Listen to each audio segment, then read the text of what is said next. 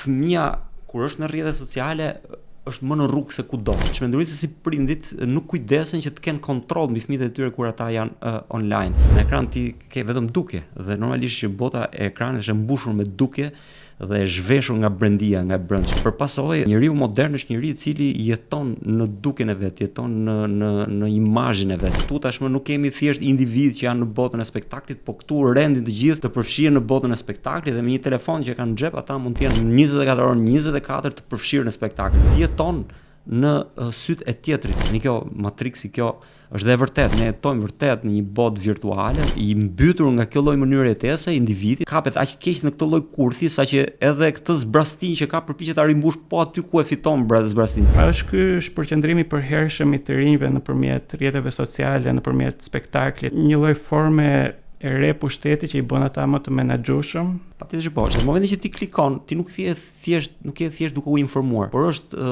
rrjeti social duke informuar mbi ty. Ai krijon mbi ty një përfiturim të vetin. Dhe në momentin që ai të njeh ty, njohja është pushtet. Ai ka kontroll mbi ty.